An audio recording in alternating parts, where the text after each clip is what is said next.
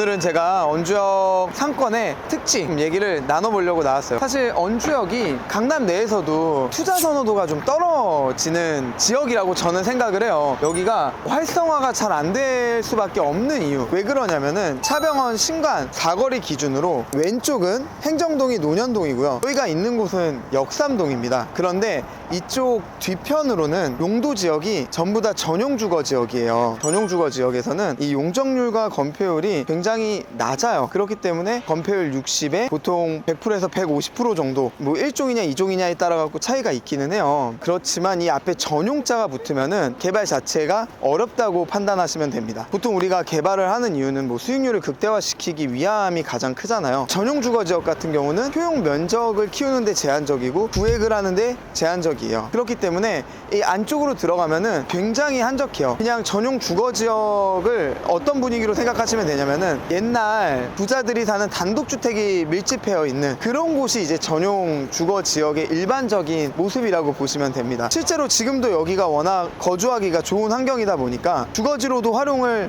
여전히 하고 있는 곳이기도 합니다. 아무래도 이쪽이 개발이 좀 더디고 그렇다 보니 같은 시간이 흘러왔음에도 상대적으로 좀 여건 변화가 크게 없는 곳인 거죠. 그리고 이제 건너편 논현동을 얘기 드릴 것 같으면은 특히나 이 논현초 블럭 같은 경우는 이 레벨 차가 너무 심해요. 그래서 장마 시즌 되잖아요. 한 해도 빠짐없이 항상 장마 시즌이 되면은 침수에 대비하지 않으면은 피해를 항상 입는 지역이에요. 그렇다 보니까 대로변과 바로 이면 정도로만 이렇게 여건 변화가 일어났고 새로운 투자자들이 진입을 하면서 오래된 노후 건물들을 재편하고 조금의 변화는 있었지만 더 안쪽으로 들어가서는 너무 주택가의 환경이 강하기 때문에 선호도가 상당히 좀 떨어지는 경향이 있습니다. 그렇다 보니 예전에는 분위기가 비슷했지만 어떤 블럭은 이제 그런 활발한 투자로 인해서 여건 변화가 발생이 됐잖아요. 그러면은 자연스럽게 임차 수요도 그쪽으로 향할 수밖에 없는 거죠. 같은 신축 건물이 있다라고 가정을 해볼게요. A라는 지역에 있는 신축 건물 같은 경우는 이미 주변이 다 뭐 앞에 건물도 옆에 건물도 뭐 뒤에 건물도 바뀌어가지고 오피스 분위기가 형성이 됐어요. 이 지역 같은 경우는 뭐 다 여전히 주택인데 얘 혼자만 신축이 돼갖고 동그라니 얘만 환경이 좋아요. 같은 금액이라고 하면은 내가 임차인이면은 어디를 선택해서 갈까요? 수요자들이 계속 손바뀜이 되면서 임차 선호도가 올라가면서 다음 변화하는 거는 1층에 이런 집객 점포들의 변화가 생겨요. 탄탄한 배우 수요가 생기게 되면은 자연스럽게 1층에 뭐 맛있는 가게들이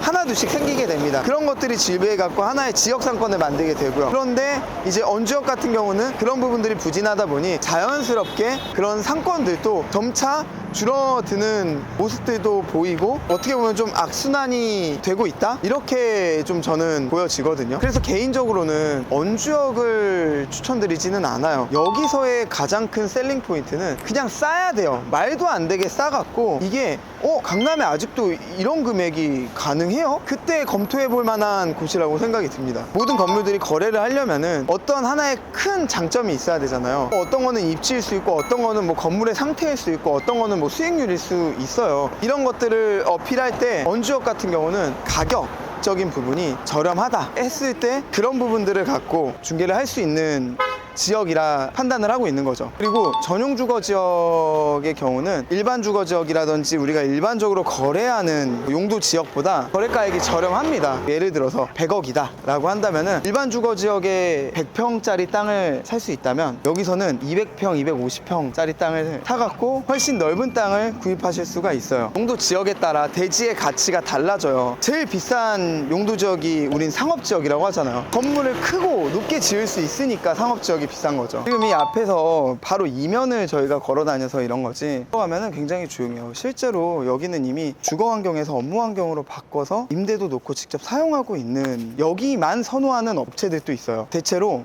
땅이 넓으니까 주차 환경이 일단 좋아요. 한 층당 사용할 수 있는 면적이 커요. 하나의 업체가 들어와 갖고 건물 전체를 전부 다 사용을 하게 됐을 때 지불하는 비용이 2천만 원 이상, 3천만 원 이렇습니다. IT 업체의 선호도가 굉장히 좀 높았었고요. 아무래도 좀 그런 근무 환경, 이게 되게 프라이빗하잖아요. 1층에 전시장을 쓰면서 위에 사물을 볼 수 있는 가구 관련 업체에서도 선호도가 있었고, 근데 또 여기도 테마가 있는 지역은 아니에요. 이 업종들만 들어와갖고 쓰고 그런 지역은 아니라서 어떤 업종이 월등히 높거나 그렇지는 않습니다. 원주역 같은 경우는 그렇게 보시면 될 것 같아요. 내가 가성비로 강남을 좀 들어오고 싶다라고 했을 때 투자할 만한 지역, 어쨌든 볼륨도 너무 높지 않아야 되고요. 매입 단가도 저렴해야 됩니다. 가장 가성비 좋은 건물들을 이쪽에서 매입하려고 볼 때 원주역을 검토하시라고 말씀드리고 싶어요. 모든 건물이 마찬가지지만 매도자들은 내 건물이 최고예요. 여기도 뭐 그런 딜이 쉽지는 않겠지만 아무래도 이제 선호하는 모수가 적다 보니까 그런 부분들이 좀 보장이 안 돼 있으면은 나중에 엑시트 할 때의 계획이 어려워질 수 있기 때문에 체크리스트를 갖고 여기는 매입 검토를 하셨으면 좋겠다라는